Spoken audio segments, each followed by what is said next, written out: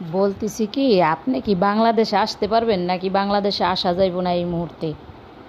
এটা বললাম আর কি। যদি বাংলাদেশে আসতে পারতেন তাহলে চলে আসেন, সমস্যা নাই, আমি প্রোটেক্ট করব আপনারে।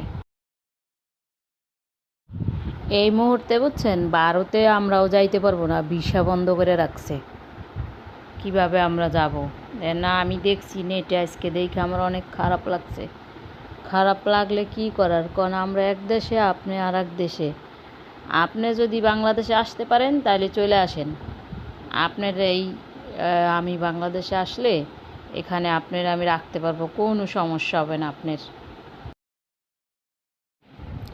হ্যাঁ, আমি তো দেখতেছি, এর জন্যই তো বললাম যে আসা যাওয়া তো এখন সমস্যা।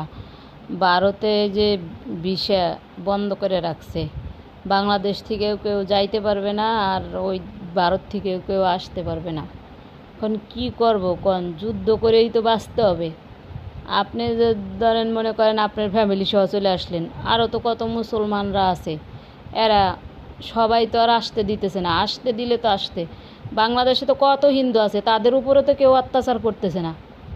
ভারতের সাথে বাংলাদেশ মানে এখন নাই, মিল নাই দেখে এরকম অত্যাচার করতেছে। তাহলে এই যে বাংলাদেশে কত হিন্দু আছে, হাজার হাজার হিন্দুরা আছে, তাদের উপরে তো আমাদের মুসলমানরা কেউ কোনো অত্যাচার করতেছে না।